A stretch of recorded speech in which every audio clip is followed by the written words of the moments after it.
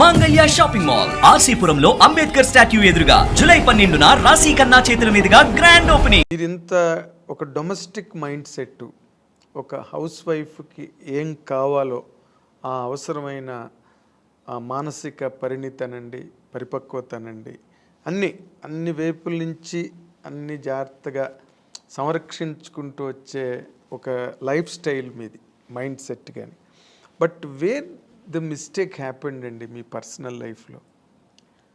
నాకేం మిస్టేక్ ఏం జరగలేదండి. మిస్టేక్ ఏముంది? మిస్టేక్ అంటే ఇప్పుడు హీరోయిన్గా ఉన్నాను, కొన్ని అదే హీరోయిన్ అవ్వడానికి ఏం ఫేస్ చేయాలో చేశాను, హీరోయిన్ అయ్యాను. అంటే ఫేస్ చేశానంటే ఎక్స్పీరియన్స్ అయింది తప్ప ఓ ఇలా ఉండాలి, ఓకే ఇదిగా నెగటివ్స్ లేదు, ఇలా ఓకే ఇది ఉందా, నెగటివ్ ఉందా మనకొద్దు, ఓకే దూరంగా ఉందాం, ఓకే నెక్స్ట్ మంచి జరిగింది, హీరోయిన్ అయ్యాను. పెద్ద డైరెక్టర్ గంగేమ్రన్ గారు, ఇక్కడ తెలుగులో ఈవి సత్యనారాయణ గారు, చేశాను. ఓకే ఐ లక్, దేవుడ్ గాడ్ గ్రేస్. అలాగే ఇంకా మ్యారేజ్ లైఫ్లో కూడా ఒక మ్యారేజ్ చేసుకున్నాను, నాకేం పెద్ద టెన్షన్స్ లేదు. నేను అనుకున్నట్టే నేను ఎలా ఉండాలనుకున్నా అలాగే ఉంటున్నాను హ్యాపీగా. నాకు అక్కడ ఏం రిస్ట్రిక్షన్స్ లేదు, ఏ ఫోర్స్ లేదు, నేను ఎలా ఉండాలో అలా. ఇంట్లో ఫ్రీ బర్డ్ నేను. కానీ చాలా విచిత్రమైన విషయం, అందరూ విచిత్రంగా ఆమన్ గారి విషయంలో ఫీల్ అయ్యేది, మీరు చాలా దైవభక్తురాలు, సంప్రదాయవాది, అసలు 16 అణాల హిందూ అమ్మాయి, ముస్లిం పర్సన్ని ఎలా చేసుకోవడం అన్నది అసలు సంథింగ్. అంటే నాకు మతాల మీద నమ్మకం లేదండి. నాకు రిలీజియన్ అనేది ఏం లేదు, ఆడ మగ అంతే. అంటే ఇప్పుడు నేను పెరుమాళ్ బాలాజీని ముక్తా అది నా ఇంట్రెస్ట్, నాకు అది ఇష్టం. అందుకని అల్లా ముక్తున్న తప్ప నేను అనట్లేదు, జీసస్ ముక్త తప్ప అనట్లేదు. జీసస్ నాకు ఇష్టమైతే నేను ఇప్పుడు నాకు కూర్చున్నప్పుడు చర్చికి వెళ్ళాలి అనిపిస్తే వెళ్తాను. అలాగా నాకు చర్చికి వెళ్ళే వాళ్ళు చాలా మంది అలాగే నాకు ఫ్రెండ్స్ కోసం కూడా రిలీజియన్ మతాల మీద పెద్ద ఇదేం లేదు నాకు.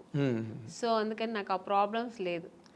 కానీ నాకు ఇష్టం పూజలు చేయడం, ధ్యానం చేయడం, మంత్రాలు చదవడం, ఇవి నాకు ఇంట్రెస్ట్, అది నేను చేసుకుంటా.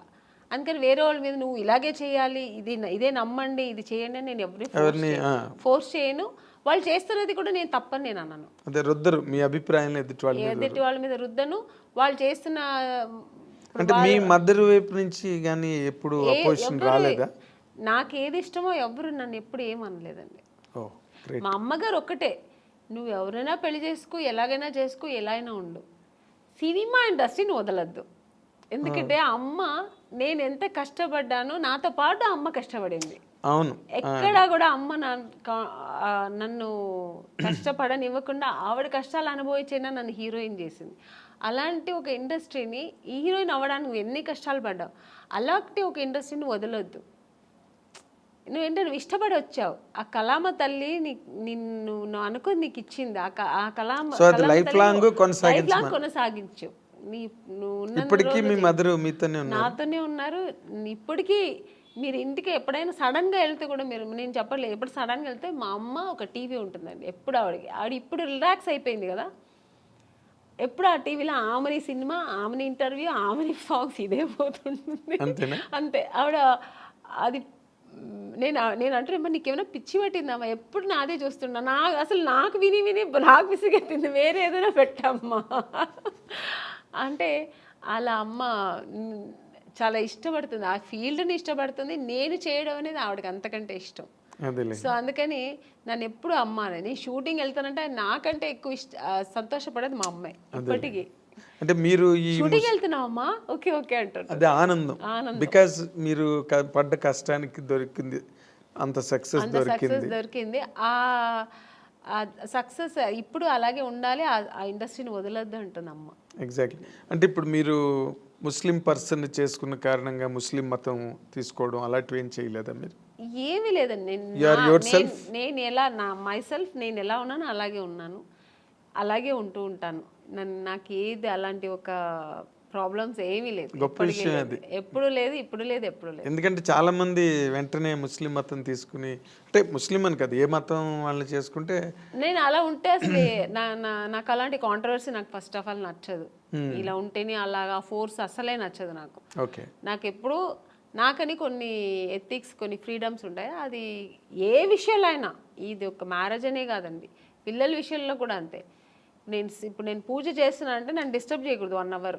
నా పిల్లలైనా సరే నేను నెమ్మదిగా నేను అనుకున్న పూజ నేను జరిపించేయాలి. అలా అలా అనుకుంటాను, అది నాకు జరగాలంతే. సో ఇప్పుడు ఈ ఇంత లాంగ్ స్ట్రెచ్ ఆఫ్ లైఫ్, అవతల కెరీరు, ఫ్యామిలీ లైఫ్, ఇవన్నీ కూడా ఇప్పుడు ఒకవేళ ఫ్యామిలీ లైఫ్లో ఏదైనా వచ్చిన డిస్టర్బెన్సెస్ని కూడా మీరు అన్నిటినీ ఓవర్కమ్ చేసే మెంటల్గా బాగా సెట్ అయి ఉన్నారండి, లేకపోతే స్టిల్ యూ ఫీల్ ఫస్ట్? ఏమీ లేదు, నాకు అసలు ఏ ప్రాబ్లమ్స్ లేదు మెంటలీగా కానీ, నాకు అసలు ఆ మానసిక ప్రాబ్లం ఏమీ లేదండి. హ్యాపీగా ఉన్నా, ఐఎమ్ వెరీ హ్యాపీ. నాకు మెయిన్ ఫస్ట్ నాకు ఇండస్ట్రీ అండి, నేను ఇష్టపడి వచ్చిన ఇండస్ట్రీ. సో అది హెల్తీగా నాకు ఇప్పటి వరకు నేను వెళ్తున్నా జర్నీ. సెకండ్ నా పిల్లలు, నా ప్రపంచం ఇదే, నా ప్రొఫెషనల్, నా పిల్లలు, ఇది నా ప్రపంచం. దీని తర్వాత ఏదైనా ఆలోచిస్తాను, దీని తర్వాత సెకండరీ ఇంటికి సెకండరీ. నేను ఇక్కడ వస్తే నా ప్రొఫెషనల్ ఓన్లీ, ఫోకస్ దీంట్లోనే ఉంటుంది. ప్యాకప్ అంటే నెక్స్ట్ ఫ్లైట్ ఏది ఉంటే వెళ్ళిపోతుంటా ఇంటికి, ఎందుకంటే నా పిల్లలు వెయిటింగ్ అక్కడ, ఎందుకంటే వాళ్ళు చాలా మిస్ అవుతుంటా. అవును. సో జయసుద్ గారు కూడా 6 రోజులే ఎట్ ఏ స్ట్రెచ్ షూటింగ్ చేసి మళ్ళీ 3 days బ్రేక్ తీసుకునేవారు. నేను బ్రేక్ తీసుకోనండి, నాకు బ్రేక్ వస్తుంది. ఇప్పుడు వచ్చింది అనుకోండి, ఇప్పుడు 3 days బ్రేక్ వస్తుంది, వెళ్ళిపోతా. ఫస్ట్ నా పిల్లలు వాళ్ళు నా కోసం వెయిట్ చేస్తాను, మమ్మీ మమ్మీ ఎప్పుడు ఫోన్లో ఎప్పుడు వస్తావు మమ్మీ ఎప్పుడు వస్తా, ఆ పిలుపుకు వెళ్ళిపోయి ఫస్ట్ ఇంకా వాళ్ళతో ఎన్ని టెన్షన్స్ ఉన్నా వాళ్ళతో వెళ్తే మొత్తం నేను ఇంకా అక్కడ మర్చిపోతాను అన్ని. వాళ్ళ టెన్షన్స్, వాళ్ళని స్కూల్కి తీసుకెళ్ళడం, మార్నింగ్ వాళ్ళు రెడీ చేయడం, వాళ్ళని స్కూల్ నుంచి తీసుకురావడం, వాళ్ళకి ఏది మంచి కావాలి చెడు కావాలి వండి పెట్టడం, వాళ్ళని బయట తీసుకెళ్ళడం, ఇంకా వాళ్ళ విషయంలో బిజీ ఉంటాను అన్నమాట. చిరంజీవి గారితో చెయ్యాలనుకుని చేయలేపారు లైఫ్లో. ఇప్పుడు చిరంజీవి గారు అబ్బాయి రామ్ చరణ్ అసలు ఇంటర్నేషనల్ గ్లోబల్ స్టార్. అవునండి. రామ్ చరణ్తో చేసే అవకాశం ఏమైనా ఉందా మీరు? ఇప్పుడు లేదు, వస్తే మాత్రం చేస్తానండి హ్యాపీగా. అదే రామ్ చరణ్ తర్వాత ఇప్పుడు ఈ younger generation heroes junior NTR గారు కానీ, మహేష్ బాబు కానీ, అవకాశాలు ఏమైనా వచ్చాయా మీకు ఇప్పుడు వరకు? మహేష్ బాబు గారు సినిమా చేశాను రీసెంట్గా, ఇంకెవరితో అవకాశం రాలే, వస్తే మాత్రం హ్యాపీగా చేస్తానండి, చాలా సంతోషంగా చేస్తాను. వాళ్ళు బాగా మీకు ఇష్టమైన హీరో ఎవరండి యంగర్ జనరేషన్లో? అందరూ ఇష్టమే, ఎక్కువ అనుకుంటే నాకు జూనియర్ ఎన్టీఆర్ గారు అంటే చాలా ఇష్టం. అవునా? ఆయన సినిమాలు బాగా చూస్తుంటా ఇప్పట్లో. అంటే ఎందుకు అంటే ఆయన కూడా బాగా డాన్స్ ఎనర్జెటిక్గా బాగా చేస్తారు. అంటే అందరూ చెయ్యరని చెప్పట్లేదు, ఇప్పుడు రామ్ చరణ్ గారు కానీ, మన మహేష్ బాబు గారు అందరూ ఇష్టమే, కానీ ఆయన సినిమాలు ఏదో కొంచెం ఎక్కువ మాస్ ఎక్కువ ఉంటుంది కొంచెం. సో అదే మాస్ హీరో అందుకని ఆయన ఫస్ట్ ఇది కూడా బిగ్ బాస్ చేసేది కూడా నేను చాలా ఇంట్రెస్ట్గా చూసాను. నేను అవునా? అంత చిన్న వయసు అంత చక్కగా మాట్లాడడం అన్ని చక్కగా స్పీకర్. నెక్స్ట్ ఇప్పుడు నాగార్జున గారిది కూడా బాగుంది, బట్ జూనియర్ ఎన్టీఆర్ గారు ఫస్ట్ టైం చేశారు కదా అలాంటిది ఈవెంట్, ఆయన చేయడం ఫస్ట్ టైం కదా అది. Exactly. So very very nice Amman గారు, చాలాసేపు మా స్టూడియోకి వచ్చి చాలా విషయాలను మీరు గుర్తు చేసుకున్నారు, చెప్పారు. చాలా హ్యాపీ. మీ సెకండ్ ఇన్నింగ్స్ కూడా మంచి క్యారెక్టర్లు, మళ్ళీ ఒక 25 ఏళ్ళ తర్వాత మిమ్మల్ని ఎవరైనా ఇంటర్వ్యూ చేస్తే మళ్ళీ ఈ క్యారెక్టర్లన్నీ చెప్పి మాట్లాడండి, మంచి క్యారెక్టర్స్ మీరు చేయాలని. మీకు మీరు నమ్మే దేవుడు అన్నీ మీకు ఇంకా బాగా ఇచ్చి హ్యాపీ లైఫ్ ఇవ్వాలని కోరుకుంటూ we wish you all the very best from the I dreams side అండి. This is what our eminent actress Aamani గారు, ఆవిడ తాలూకు అనుభవాలు, లైఫ్ జర్నీ, క్యారెక్టర్స్ అన్నీ చాలా టైం తీసుకుని మనతో డిస్కస్ చేసినందుకు మన అందరి తరఫున ఆవిడకి థ్యాంక్స్ చెప్తున్నాను. Thank you for watching.